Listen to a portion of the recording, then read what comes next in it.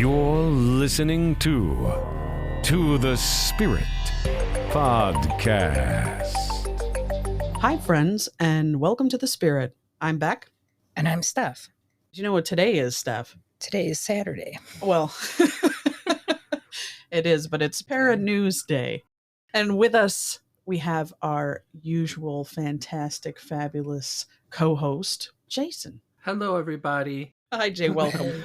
Welcome. Boo. Woo. Fabulous July so far. What do you guys think? No?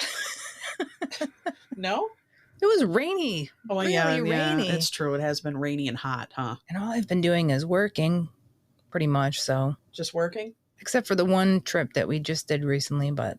What about you, Jay? You've been enjoying your heat waves in New York City? No. Okay.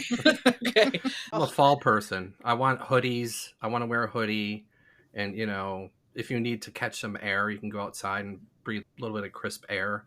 But when it's hot, it's like you're in front of a blow dryer. Yeah. It's like the devil's breath on your face. I get it. Yeah. I want to start today's show off with a little fate or fake. And what these are Paranormal magazine headlines. And I want to see if you two can guess if it's fate or if it's fake. Okay. All right. So the first headline is, "My horse taught me to talk to other animals." Go ahead, Steph. What do you think? I think it's true. Well, I'm going to say it's true. Yes, you're both correct. The second headline is, "Learn how to read minds, even your pet." True. I would say it's true. And you're both correct on that one. Oh, boy. "Shadow people stalk my family." I could say it could be true, but whether that's a true story. Yeah. You're both going to say true? Yeah. Yeah. Okay, and that's correct. That's fate. Oh. All right. Let's go to the casino stuff. That's a fake. I know. You guys are doing great. Number 4.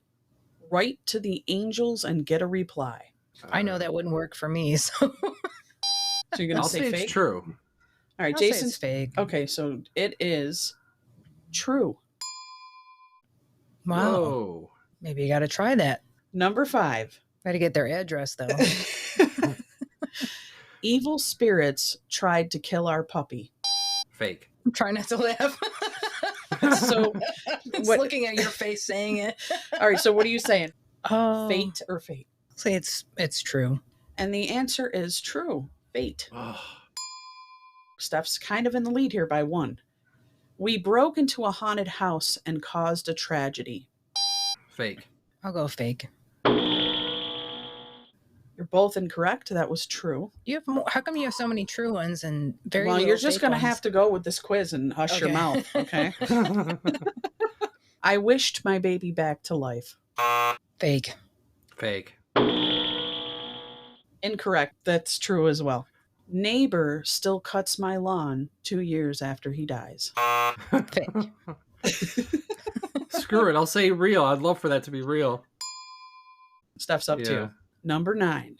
"The magical forest that reveals your future." Fake. I'll go true. I want that to be true. And Jason just came up by 1, so 1 more to tie up with Steph. Where is that? It doesn't say. This is just a weird quiz. Okay, all right. I guess we could Google it. All right. "Attacked in my bed by an army of spooks." True. Not a couple, but an army. Yeah. I'll say false on that one. And the correct answer is true. Steph's up by 2 again. "I'm a real life alien." I want to say fake, but there are some people out there that believe that, so I don't know. Maybe they are, Steph. Who am I to judge? So you're going to say true? I'm going to say fake. Okay. I'm gonna say true. And Jason is correct. He's back up in the running. Number 12. "I was met by the angel of death before it took my mom." True. Yeah, I'm gonna go true with that. And you're both correct on that one. "Faulty car horn literally woke the dead." Fake. I'll say true. And the answer is fake. Steph's up by 3, and we have 2 Oh. questions left. Let's see. "Phantom ghost door stopping me getting in my attic." True. I'll go false on that. Jason's correct on that one. And the last one is branded spook left me black and blue. True. The word branded, it has to be true. And you're both correct on that. So Steph was up by 2. Good times, guys. Good times. I think in contest I'm like 1 in 15. Things happens. might turn. The tables could turn. Look So at this, Beck. I didn't even notice he was sitting next to me. my cat is cuddled up next to Steph. He loves her. It heard the story about the dog getting killed and freaked out a little bit by the ghost. Ghost keeps tapping recording equipment during podcast. True. That's true. True. Steph, do you want to start us off with some news, or do you want me to start us off? Or... Oh, I got one right here. All right. Okay, so everyone knows about the building that collapsed out in Florida. Yeah. Right. Okay, Yeah. so this headline that I found, it says, missing grandparents, landline calling from Champlain Towers, South Condo, family says. It has been 3 long days without word for so many from loved ones who are missing after the Champlain, is it Champlain or Champlain? I don't know. I'll say Champlain. Champlain Towers South collapsed early Thursday morning. Jake Samuelson's grandparents, Arnie and Miriam Notkin, live in apartment 302, and the family is still waiting to hear from them. We all know that's too late now, I think. Yeah. Or have they heard from them? Samuelson said his mother's house line has been receiving calls from the Notkins' landline phone that rested next to their bed. But there is no human sound on the other end of the line, only static. The family has received a total of 16 calls, with the first one coming in the evening of the condo collapse at 9:50 p.m. Thursday.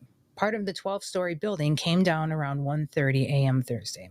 Samuelson said when the first call came in, the family had a mix of emotions. We were all sitting there in the living room, my whole family, Diane, my mother, and we were just shocked, and we kind of thought nothing of it because we answered, and it was static.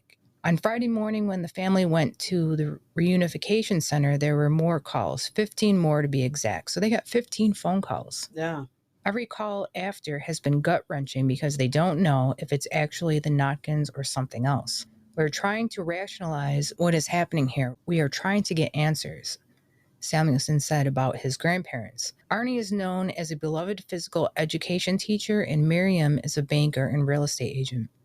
Samuelson said the family did not receive any calls on Saturday. The last one was Friday night. So, as far as I know, they must be gone, which is sad. But they're getting, 15 or 16 phone calls? But makes you wonder if they were trapped. I thought about that. What if they were just trapped? Like they're in a little bubble that they could crawl around in.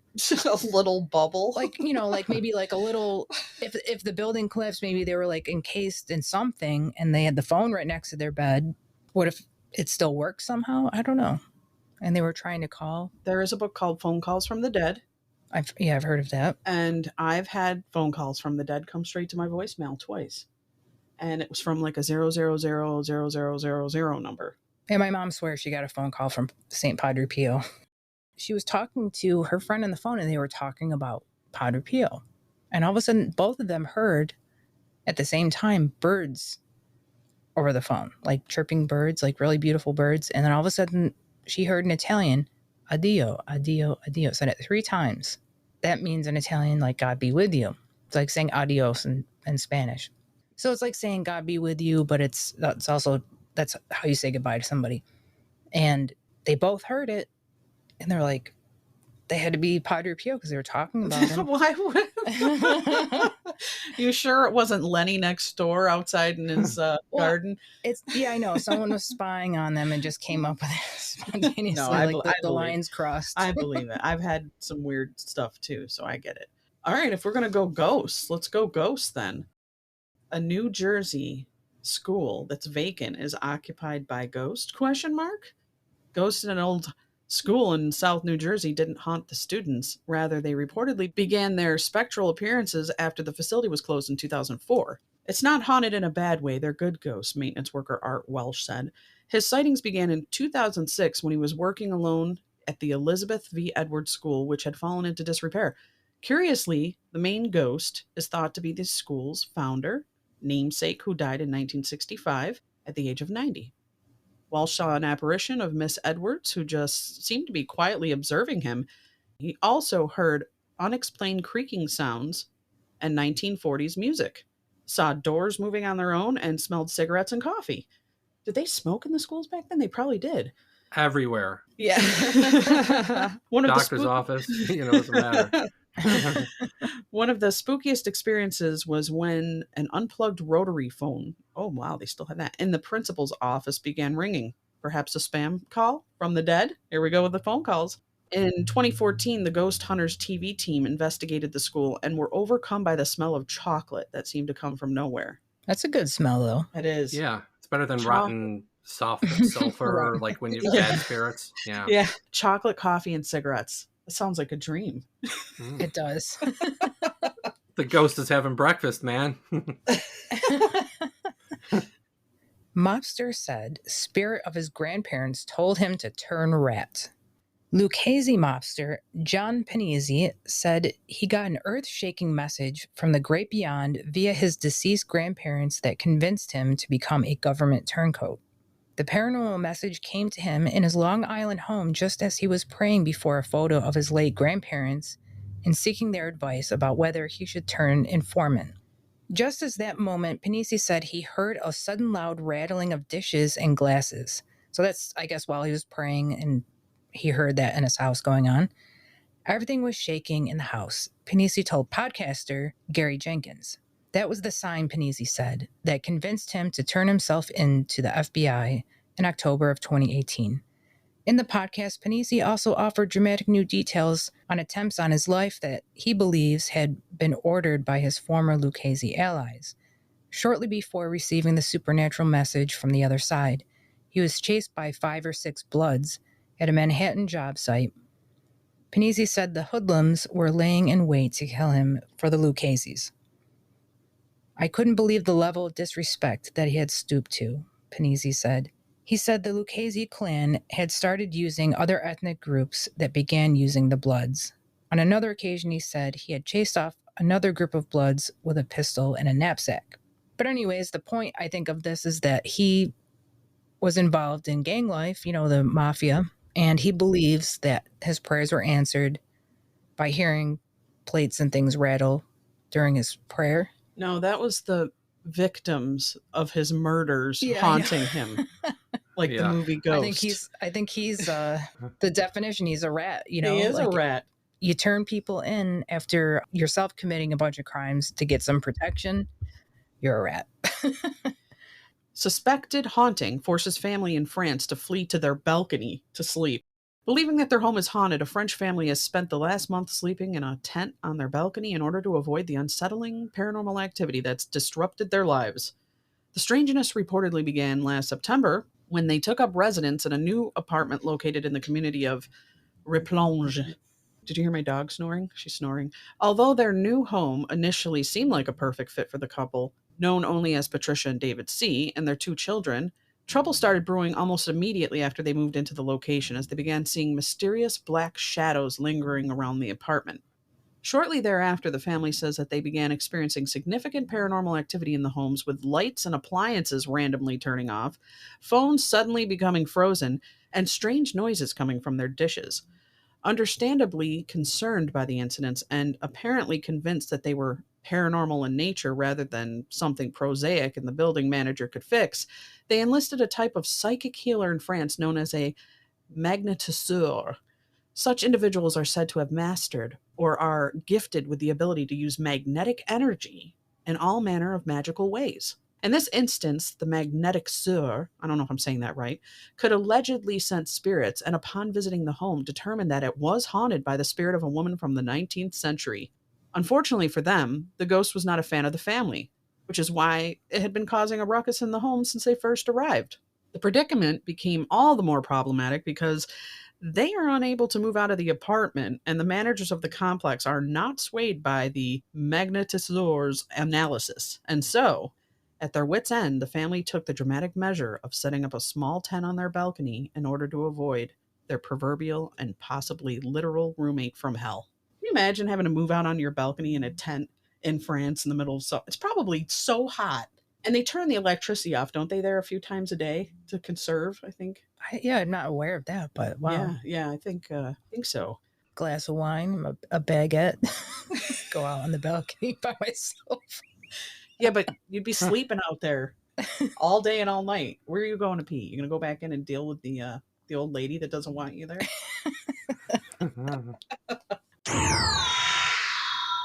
And now, with Retro News, is Jay.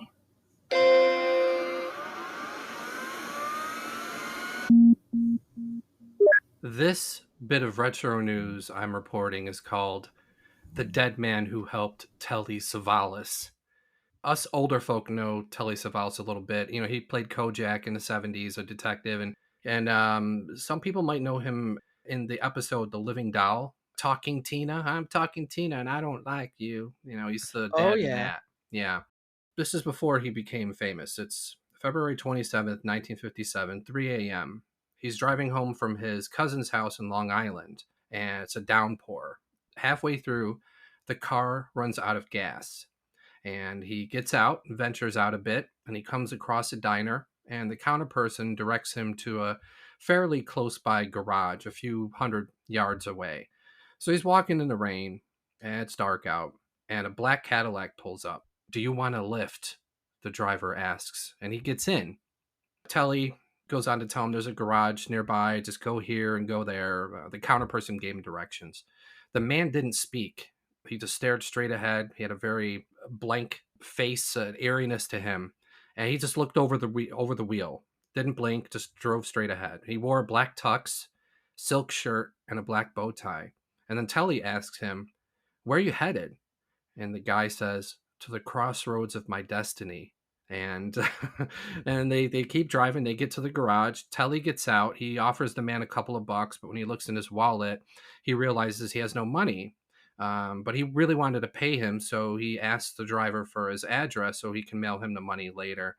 And the driver is very nervous and reluctant, but ultimately gave him his name, which would be Harry Aganis, and he gave him his address, his Manhattan address.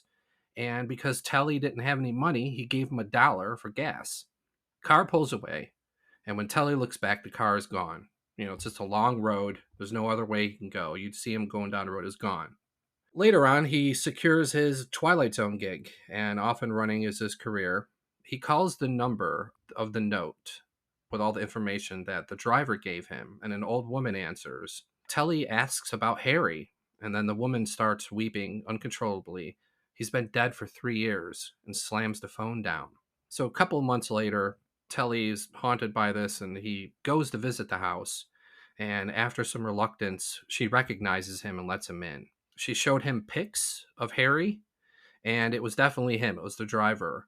And the story is that 3 years earlier, to the day that Telly is visiting the house, Harry was driving home after a high school reunion wearing that tux, and he had a terrible accident. It was raining the same type of night when Telly met him, and he went off the road and had a horrible crash, and he died. Telly refused to visit that area of Long Island ever again, and that story haunted him throughout his life. That's amazing. It's something that seemed to help him so much too. It doesn't. I would be thinking that, you know, I'd be more in awe, like, wow, I got to this place in my life and I wouldn't have got the ride. So it's really amazing. To me, it wouldn't. I don't think that would scare me. I think it would be so amazing. Didn't seem too freaky. It just was a little off-putting. The guy seemed to help him. He gave him $1, you know, and maybe he knew that he was about to be big and he needed to stay on the same path. Haunted village for sale in Scotland, guys. I think we should think about this. The ruins of a Scottish village, said to be occupied by a ghost of the 17th century prophetess, is up for sale. Spanning approximately 3.3 acre. Well, that's less acreage than here. Okay, never mind. I have more acreage than they do. It's a very tiny village. It's on the shore of Loch Tay. The picturesque property, known as the Old Village of Lawyers, reportedly features the remnants of multiple buildings that constituted the community centuries ago. While the village was ultimately abandoned in 1926, there is said to be one resident who remains at the location, albeit in spirit form, who has become something of a legend by way of her eerie predictions that seemingly came to fruition on several occasions. Known as the Lady of Lawyers, Mary Campbell resided in the village during the late 17th century and earned a reputation for being able to foresee future events. Oh, she was a fortune teller, which she revealed in a poetic fashion similar to Nostradamus. Perhaps most famous of her prophecies centered around an ash tree that she planted near a church in the village. Campbell cautioned that when the tree grew to the height of the church's gable, the building would split asunder. Centuries later, her prediction came to pass when a violent thunderstorm destroyed the church just as a tree had reached the prescribed height. The Lady of Lawyers is also credited with having predicted the emergence of railroads, which she described as fire coaches, as well as steamships, which she envisioned as being ship-driven by smoke. Chillingly, one prophecy put forward by Campbell, which has yet to come true, is that such a vessel would sink in the Loch Tay and there would be a great loss of life. Given her strong connection to the location, many believe that the ghost of the legendary soothsayer still roams the grounds of the village. Now, the current asking price for this property is $173,000, and the purchase includes a private beach, fishing rights, semi-ancient native woodlands, and presumably the spirit of Lady of Lawyers. If I've got a Scottish accent, I sound like this, and I say lawyers. There you go. Lawyers. There you go. Would you buy the property, Steph? No. Why not? I don't know. I'm not interested in gloomy, doomy Scotland. It's where my people are from. Some of my people, I got a fragment of Scottish in me. A fragment. Just a fragment. That's why I don't want to go there. Let's move on to some strange shit, guys. Sure. So I've been coming across some crazy, strange things lately. And Steph had spoken about earth changes and things when we were at the girls' getaway. And we know that there's massive floodings going on all around the world. Yeah. Fires, droughts on one end. Extreme It's temperatures. crazy. Yeah, Yeah. Siberia has had wildfires. It's so hot there. Yeah, and according to some of the prophets out there that, well, at least they're claiming to be prophets, we're in pretty much a shift, a big polar shift, where things are just going to get crazier from here, and there might be a mass exodus. Well, I hope New York becomes tropical and beautiful. It already is. It already is. We're getting there, but the animals and the creatures seem to be aware of this as well, and they're responding to these things. They're acting differently. So I have two articles. My dog snoring is driving me up a wall. Do you hear how loud she is? it's loud. Brizzy. Briz. Her eyes are open, and She's still snoring. yeah, And she's not it's even like a bulldog. Yeah, it's like she's hypnotized right now. Got to get her a CPAP machine. I do. Yeah. I do. Alaska man rescued following bizarre week-long battle with a grizzly bear. Now, A week long? a week long. A man in Alaska was rescued after enduring a nightmarish week-long battle with a grizzly bear that had attacked him multiple times. The harrowing tale... Are you laughing, Jason? This is insane. What was it like at the end of the day? All right, round 2 tomorrow. This is some Revenant shit right here. Yeah. This bear's not very good at killing, by the way. No. But maybe this guy's really like, he's Shifty. like Leo. He was trying to tenderize them before. Yeah. So he was 40 miles outside of the city of Nome, and he was staying there by himself, which right there, it's like, what the hell's wrong with you? But okay. The man soon experienced most campers' worst case scenarios as he was attacked by a grizzly bear. Now, although he initially managed to fend off the beast, the terrifying predicament had only just begun. Over the course of the next week, the grizzly bear returned to the unfortunate man's camp every night, seemingly in an attempt to finish what it had started. Somehow the camper was able to survive the repeated attacks, but the ongoing ordeal left him with an injured leg and the inability to get any sleep as he was forced to continually fight off the aggressive animal. Fortunately, just as the situation had gotten to be quite dire, he was down to only 2 remaining rounds of ammunition for his gun. A Coast Guard helicopter passed over his camp. The crew aboard the chopper were stunned to see SOS and the words "Help me" written on the roof of the small shack where the man had been staying. According to the co-pilot AJ Hammock, when the helicopter landed, the crew were met by the man, who emerged from a shack on his hands and knees waving a white flag. The disoriented camper subsequently explained what had happened to him, and the team transported him to the nearby Nome for medical treatment. While bear attacks in Alaska are not unheard of, wildlife experts say that this particular case is rather unique, as such encounters are usually isolated incidents rather than an ongoing series wherein the same creature keeps targeting a person over and over. Though the man's battle with the bear may have ended, we're guessing that it'll be quite some time before he gets a restful night's sleep after what he experienced at the camp. PTSD, man. Oh. Yeah. I've had some wasps That's terrifying to me. I can't imagine it being a bear. Actually, when I was a kid, do you ever have like a bad dog in the neighborhood Oh that you yeah. can't walk past their house Yeah, and the they dog come comes at and out? try to Oh bite my your God, ass. I've had that experience. Yeah. So terrified as a kid. Now imagine that as a giant bear. I know I can't picture it. It just seems like I think I would die of exhaustion and fear. I really do. I think for me too, because when a bear attacks you, they don't kill you right away. They don't go for the jugular like a panther would. They actually eat you piece by piece, starting with your feet, and go very slowly. Are you sure about the feet first? I don't know about the feet first, but I know they take their time and they eat piece by piece. And while you're alive, they don't take you out. It's almost like they enjoy it. It must be the adrenaline in you that they're eating. Yeah. I don't know. That's It's crazy. scary. Bears are scary. So I'm going to say that the next article that I came across might explain why this is happening. Maybe. Chimps observed lethally attacking gorillas in the wild for the first time.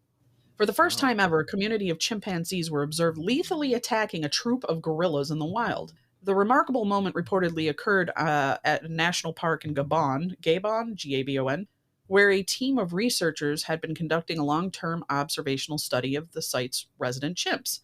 Living alongside those primates at the park are a number of wild gorillas that up until now had peacefully coexisted with the creatures. However, this assumption based on years of observation was upended when the team managed to stumble across a moment unlike anything else they or any other scientist had ever seen. At first, we noticed screams of chimpanzees right there, and my hairs are going up, and thought we were observing a typical encounter between individuals of neighboring chimpanzee communities. But then we heard chest beats, a display characteristics for gorillas, and realized that the chimpanzees had encountered a group of 5 gorillas. When the researchers investigated the curious cacophony of sounds, they were surprised to see an epic battle unfolding. This is like Planet of the Apes here. Okay, this was not an isolated event, so it wound up being that the first of 2 such brawls among the beasts that researchers documented over the course of a year. Now, according to their observations, the simian showdown lasted approximately an hour each and saw the chimpanzees form coalitions and launch attacks on the gorillas. Now, while the adult gorillas were able to hold their own against the unusually aggressive chimpanzees and ultimately escaped the fracas, a pair of their infants were lost in the attack.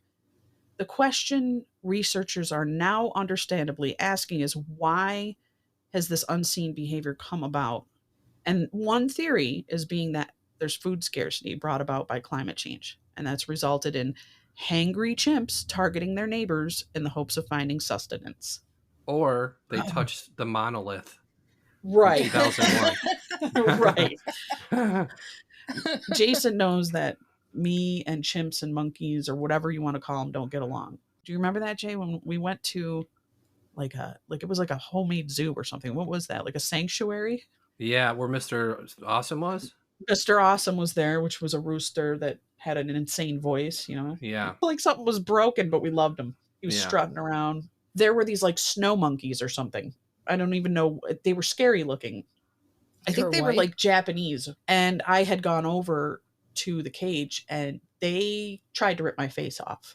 They were going insane. Do you remember that? Yeah. After that, I have a problem with monkeys, chimpanzees, all of it. I'm not a big fan. I think gorillas are kind of neat because they're so big and they seem to be very intelligent, but all of them scare me. And there was one show I saw, it was a nature show, and these small villages in Africa where people are literally living in a hut, not like a real strong house with a nice door. So these, I don't know if they're mandrills or whatever, there's like, they got those like bubblegum asses and the long faces and the big teeth. And like the fur, they almost have like furry, wild, hair, but the rest of their body is kind of short hair. This one poor African lady, she's taking a nap. Now she's in a little hut, but when she took a nap, her baby was near. One of the monkeys came in and stole her baby. And so she was like, a monkey took my baby. But how terrifying is that? Your baby's gone, and you know that some giant like monkey is with eating a scary bubblegum ass and a long face with giant teeth just ate your baby. Well, I would be horrified. They've been pulling toddlers off of bicycles and dragging them down the street. Have you ever seen that video? Oh my God. No. This actual monkey comes riding a little motorcycle moped down the street. If you get a chance, guys, go on to YouTube and put monkey takes toddler, and you'll see this little monkey riding a, I don't think it was a bicycle, it was like a little moped, and how did he know how to ride he a know moped? how, it must have been one of those trained ones that they do to make money, and he rode down, he grabbed this toddler and dragged it back down the I don't know what in the hell he was going to do to that baby. He wanted to start an act together. I just think earth changes are causing really strange things to happen. Yeah.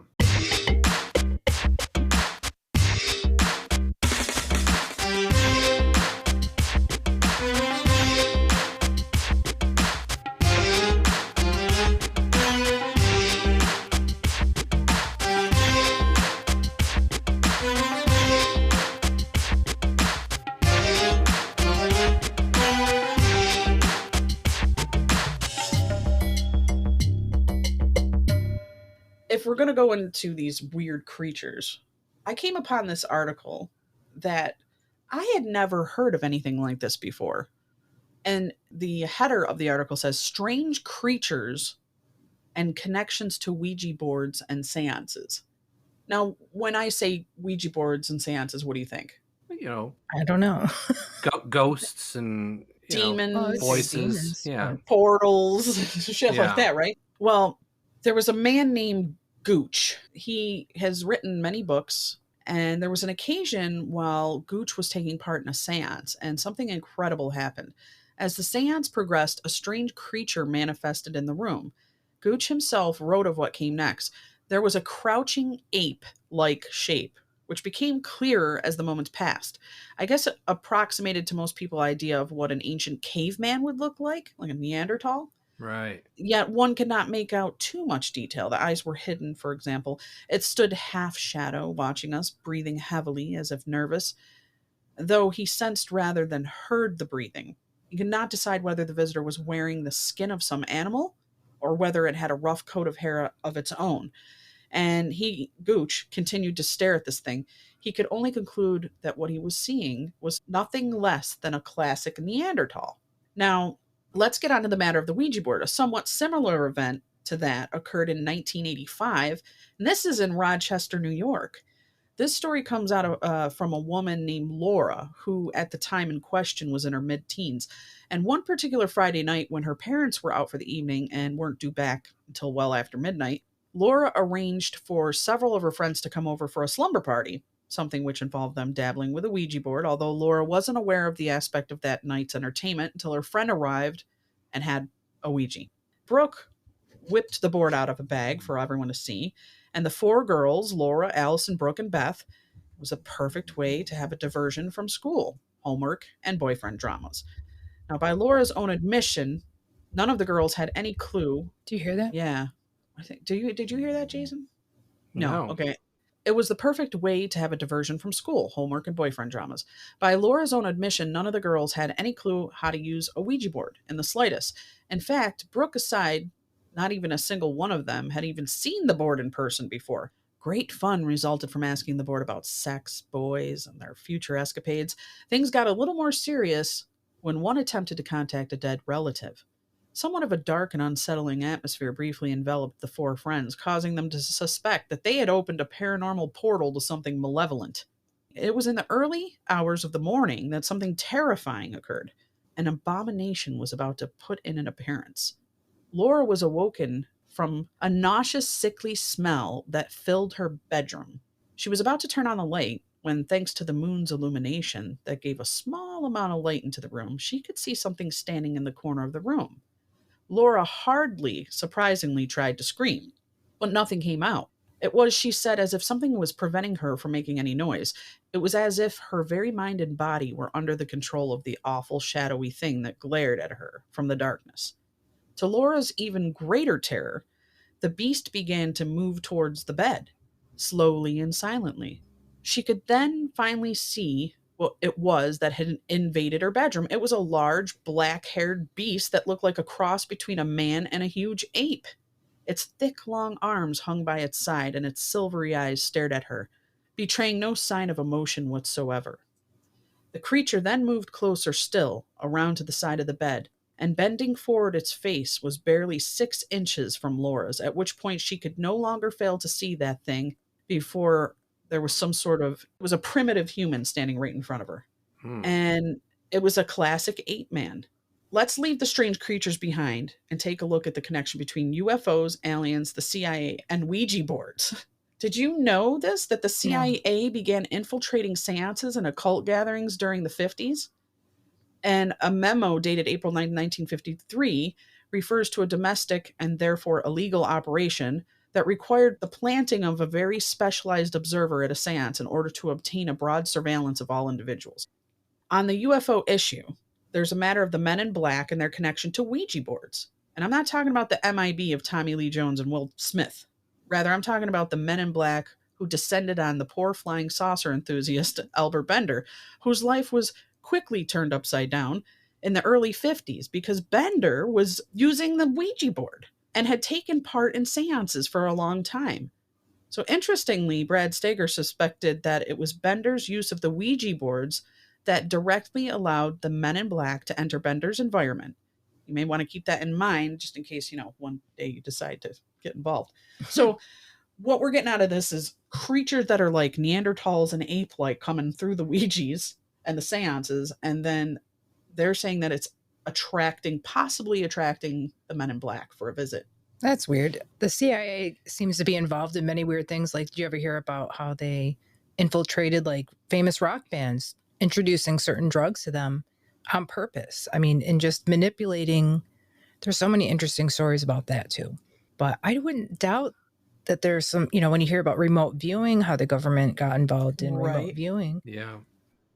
But I've never heard of some sort of creature like that showing up. Yeah. But then when you think about Bigfoot, no one has gotten a Bigfoot, of course. There's no proof of it.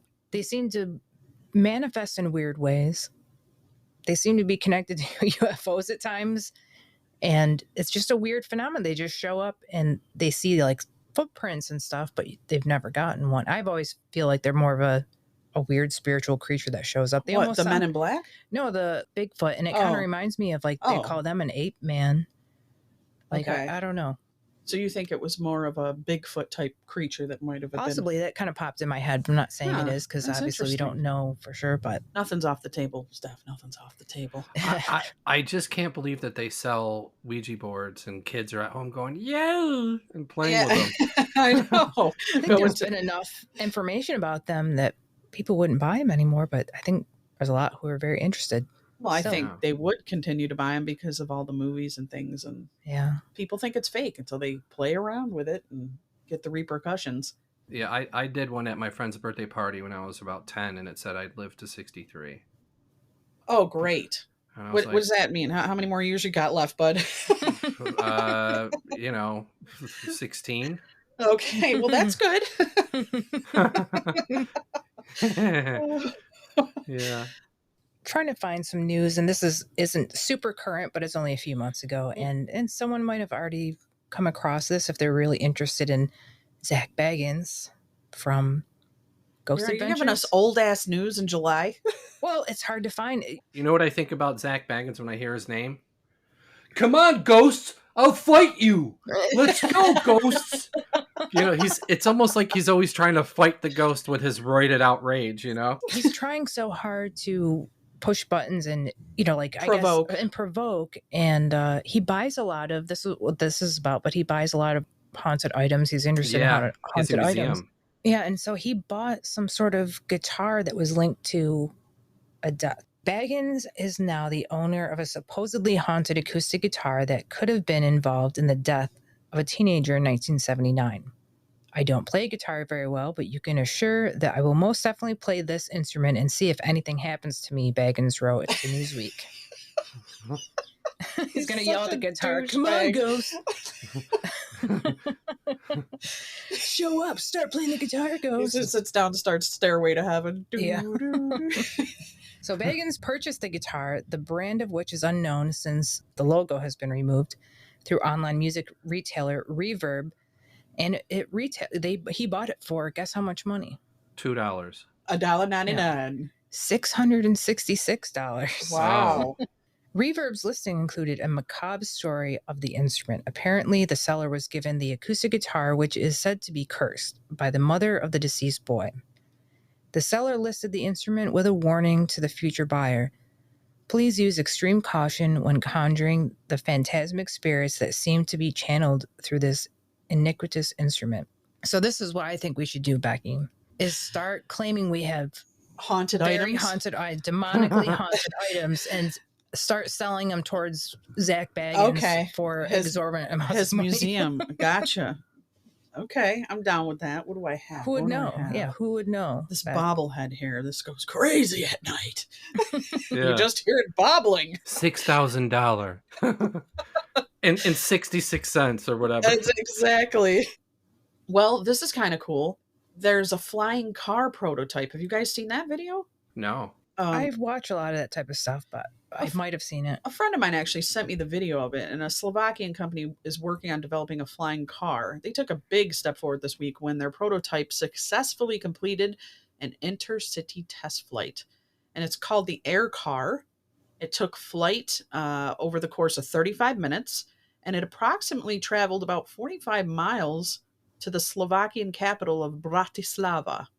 Upon landing, the creators of the craft provided a fantastic display of its feasibility by immediately transforming it from an aircraft back into a car. It's powered by a 160 horsepower BMW engine, and it's running a fixed propeller positioned at the back of the vehicle. So what do you guys think? Are we going to start driving around, flying around in cars now? I don't know. There's a lot of accidents on the road. There I can't is. imagine it happening up in the I sky with know. a bunch of idiots like DWIs and at the Yeah. airspace. How do you we're gonna regulate where to drive unless they have like drones with lights on them in the air, different heights and stuff? Like the top height might be the fast lane. Right. Yeah, I've always wondered about that, how you regulate where to fly. It's going to be like the Fifth Element, guys. Come on. Yeah. Yeah, it We're going is. to be flying taxis. I don't know if we're going to see those practically in our lifetime, but again, with the drone technology, I picture it being sort of. I think I might have seen a picture of it. It looks like it's got some drone kind of propellers, for lift. But Right. I think that's going to be the way. It's not going to be rocket fuel. It's going to be a rechargeable battery with little Which is spinners. kind of scary. There better be some sort of backup parachute or something, because Yeah. I don't know if I'd feel safe like that, but there will be people doing that. The tragic fate ball predicts your demise. A macabre twist of the magic 8 ball known as the tragic fate ball has been invented by Stuart Gorman. His revision of the clairvoyant toy offers darkly humorous answers as to how someone will die, including shot by the Dalai Lama and swallowed a Rubik's Cube. Oh, okay. Starting with a 3D printed billiard ball that swaps out the 8 for a skull and crossbones, Gorman's construction of the device is demonstrated in a video. You guys can check that out if you want. But just a little fun toy to predict your Yeah. demise. We've all played with those before. I mean, why aren't we coming up with these ideas, guys? We could be making $6.66 every Uh-huh. time we sell one. There's a giant 3D cat that comes to life on a Tokyo billboard. And there's a video of this, but it's a 1,666. What is up with that number today? Holy That one has to be. shit. That one's got to be on the podcast. They never show up, but that one was That loud. one was loud. On a 1,666 square foot curved LED screen in Tokyo's Shinjuku district, a giant cat looms over the crowd near a busy railway station, part of an experiment in digital signage. The scale of the feline is startling. Finally, a pet cat worthy of Godzilla. This thing is huge, too, and it looks legit. Yeah, I've They're seen getting it. crazy with techno. Oh, you did see it? Mhm. Is it like a hologram? That Oh. just replied yes. Have you guys heard of Dragon Man? No. No. Okay, this is not as cool. I mean, it's cool, but it's not what you think. So Dragon Man is a early human skull found in Harbin, China, maybe New Hominin. So basically, they call him Dragon Man only because he was found near the river, which is in Chinese translated to the Dragon River. But his head is humongous, I guess. Oh, so he's not. Well, That was very misleading. well, this is the thing. This article doesn't give the diameter or whatever, Yeah. but I guess it's really huge. And so I Well, think you got to some give us a little bit of a huge meaning. What, a watermelon? this article I've tried to find it, but I've saw videos. Well, much bigger than a human skull. Yeah, I think it's pretty damn big. And so what happened is that the people that found this skull were like construction workers. They hid it for 80 years. They didn't want anyone to see it, which is the weirdest thing ever. But then when they finally examine it, now they're saying they have to rewrite history again because this is another ancient person that they've never seen before. Doesn't match up to anything they've ever seen. It's an alien. It sounds like a giant. It's a giant. So if anyone wants to learn about that, that's Dragon Man. I was trying to compare Dragon Man's head to a bowling ball, but let me just tell you, there's a Michigan man that unearthed a bevy of bowling balls buried beneath his back step. This homeowner in Michigan was left scratching his head when he unearthed a staggering 160 bowling balls that had been buried beneath his back step. The odd discovery reportedly occurred as David Olson was in the process of what initially seemed to be a routine renovation outside his residence in the city of Norton Shores. Things took a strange turn when, while removing the set of stairs leading to his house, he stumbled upon a bowling ball sitting within the steps. The find was merely the tip of the proverbial iceberg, as Olson soon realized that there were a slew of spheres at the spot. So he found 158 bowling balls he uncovered. There was a bowling ball factory in the nearby community, and apparently the workers there would sometimes take home rejected balls and use them for construction materials. Huh. Who would have thunk? Yeah. Jason, you got some more retro news for us? Yep. This is the second of three. We seem to be talking about creatures, so I'm going to go. I was going to save this for last, but we're going to go right into this creature. And this is a story I've been following since I was a kid. Like when there would be little book fairs, in school, they'd have little carts, and I would always buy the ghost book. And I heard about this creature called Spring-Heeled Jack. And what is so cool about this is there's so much newspaper articles and accounts of this. So this takes place between the 1830s and 1870s, so it's around 40 years. But the bulk of what I'm about to tell you is around mid to late 1830s. So the first sighting was in September 1837.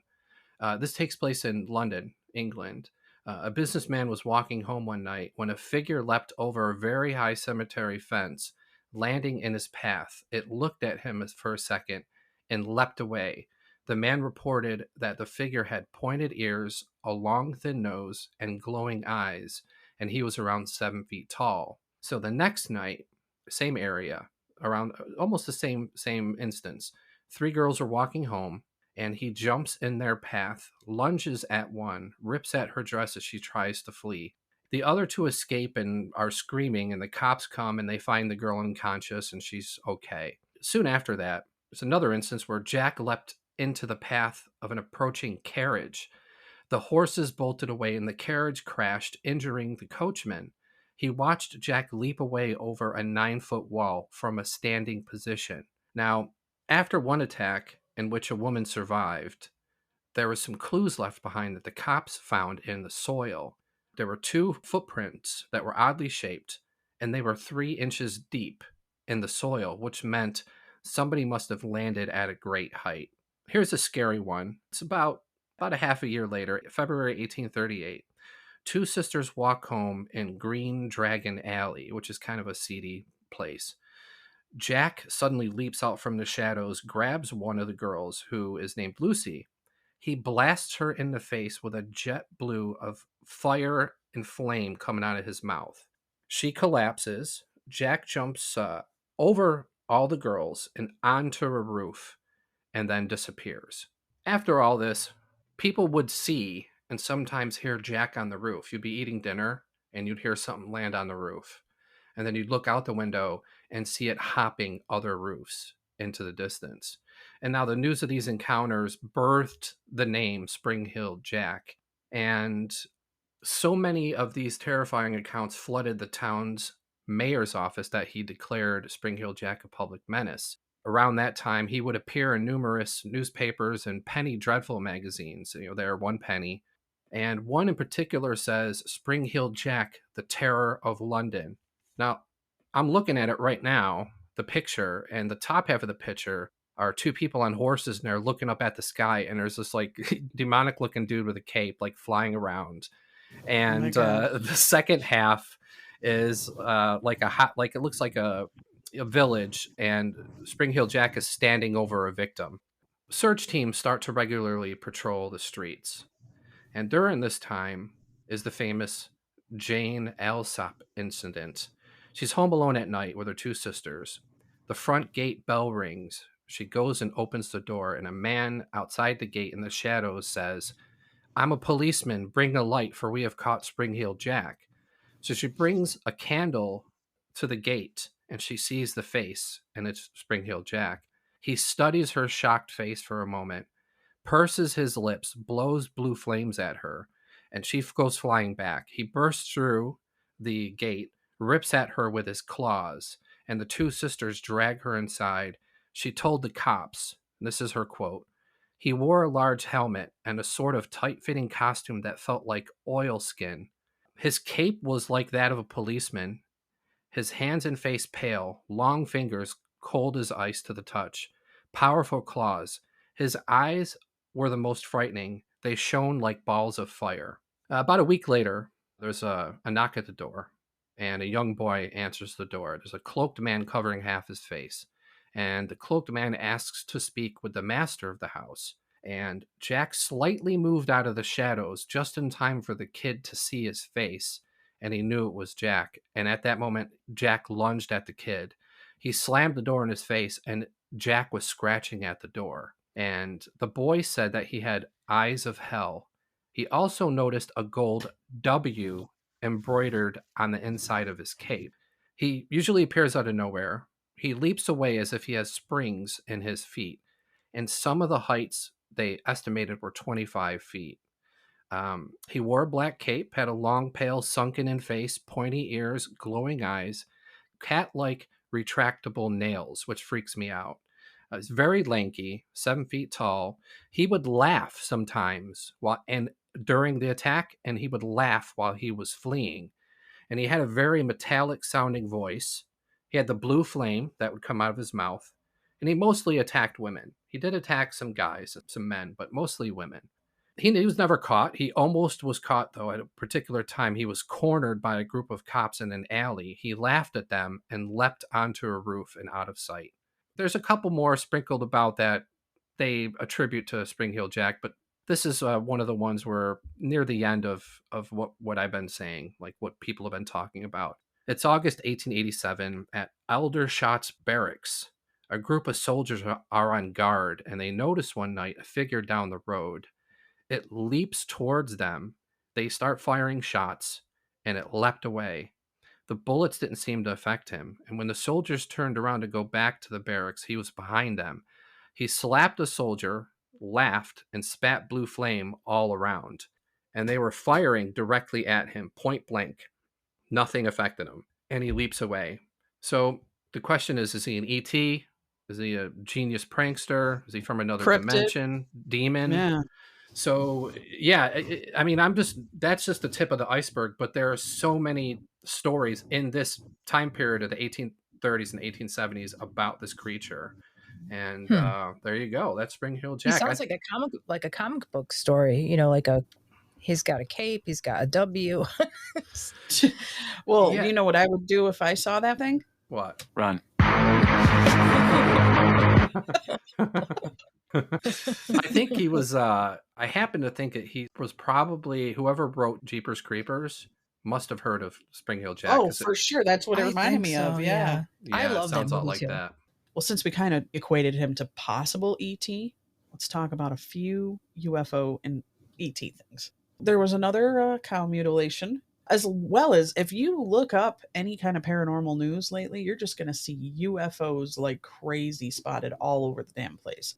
This is coming out of Argentina. There was a cow that was discovered mutilated under mysterious circumstances the day after a UFO was witnessed in the same location. Jorge Gabriel Rome. I was going to say Jorge Miguel. Yeah. Best Christmas song ever. Yes. The odd incident occurred last month in the rural province of La Pampa when a man working in a field spotted a dim light moving beneath another brighter object that was suspended in the air. The two UFOs subsequently melted into one and then departed from the sky at an incredible speed. The wondrous event took a dark turn the following day when the witness returned to work and made a grim discovery. Around 1,500 feet from where he had seen the UFO, the worker stumbled upon a cow that had been mutilated in a manner all too familiar to those who have studied the strange phenomenon. So it had been sliced with surgical precision and its soft tissues removed. When the man tried to bring his dog near the downed creature, it refused to go near the dead animal. Which is unusual because dogs love death. They love to, my beagle used to roll in Oh, anything yeah, they dead. roll in dead birds. 60% of Americans believe the government is hiding UFO secrets. Yeah, I kind of I'm with agree that one. Yeah, for sure. If I was to ask you guys, which town is the real UFO capital in the US, what would you think? Oof. Huh. Yeah, I don't know because you hear about it happening all over the place. I've heard a lot coming from like Florida. I don't know. I'll say Mexico City. They get a lot too. See, and I would have thought that too, but no, actually it's coming out of Wisconsin. Wow. Dundee, Elmwood. And I actually had a friend that recorded UFOs in downtown Milwaukee, I think. And it was legit, man. I mean, this was a friend of mine and she had her cell phone and you could see these lights just going in and out, melting and coming out. And I was like, wow, that was so blatantly right over the city, downtown at night when everyone's out getting drinks and everything. But yeah, Dundee, Wisconsin. They have more reports than any other place in the US. It's known for its great cheese and beer and UFOs. That makes sense. I mean, I'm not going there. They seem to like to chill out in areas where there's not a lot of traffic and people, so they can do their Right. evil bidding. A motorist in Ohio crashes car after letting God take the wheel.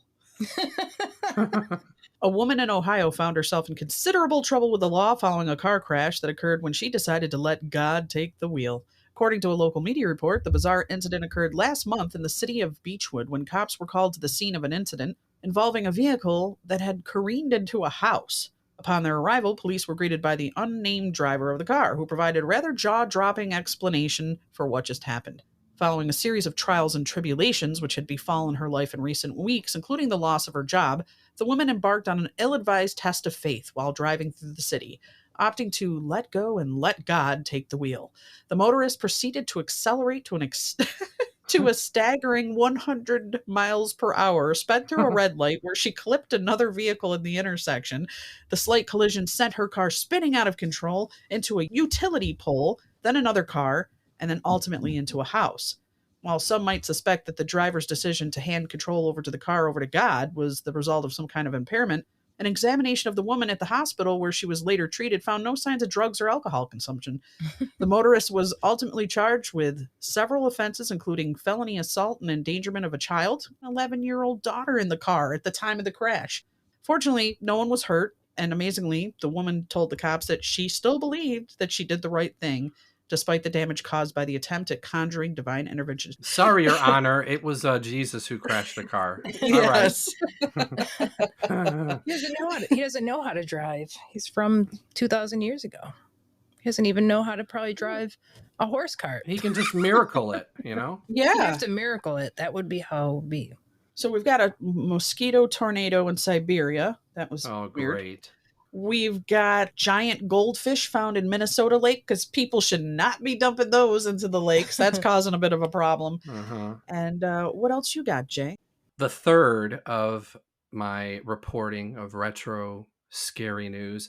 One of my favorite little areas of the paranormal, I would say, are doppelgangers. So I have two little instances of doppelgangers. And again, if you like the Twilight Zone, there's an episode called Mirror Image where a woman is trying to buy a bus home. Her life is in shambles. And ultimately, you got to watch it. It's really good. So instance one, London, 1888, British Museum of London. The Reverend Lemon had an appointment to meet the museum's manager, Dr. Westcott, in the museum's reading room, which had one entrance, and that was the exit as well. The Reverend was late and showed up to find the doc chatting with a friend named Liz Salmon. Liz told the Reverend, "Oh, the doc's ready. He's right over here." And when she pointed where he was sitting, he was gone. So that being there's only one exit, none of the other museum workers saw the doctor leave. Liz was baffled that the workers saw Doc enter but not leave. 5 other people throughout the museum saw the doc walking around, and it turns out the doc had been home all day in bed with a cold and a fever. So this is instance number 2. and it's concerning 32-year-old French teacher Emily Sagui.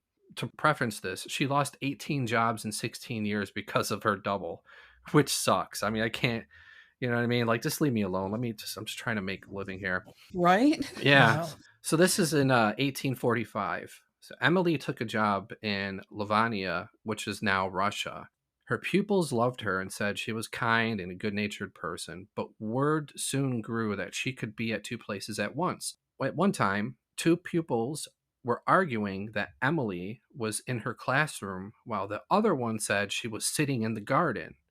And another instance, Emily was at the chalkboard teaching when a second Emily appeared next to her, mimicking her movements, acting like she was writing on the chalkboard without chalk.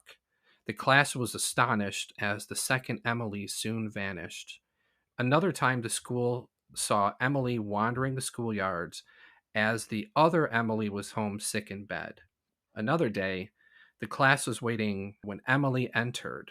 Some students saw the double in the garden out the window at the same time. So one of the students walked to the garden to talk to Emily number 2, and the student touched her and said she didn't feel real, as if she was made out of the felt of cobwebs.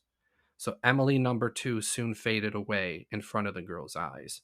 Whenever each of the second doppelganger Emilys were around, the real Emily would become lethargic and listless, as if the double was draining her energy.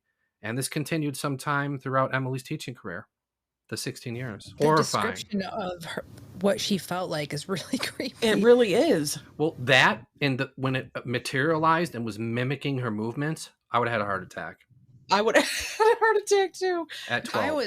This happened to me once, right? So when I was in Italy, right, in the religious life, there was this mass that was going on up in Constantia, the Mother of Joy House of Prayer. So my mom had, I don't know if I talked to her on the phone when I was in Italy or it was like a letter that they sent, but they're asking me, did you bilocate to the prayer house? What? I know. I'm like, no, not that I know of. And they're like, everyone was going up to my mom and saying, we saw Stephanie here. We saw Stephanie here.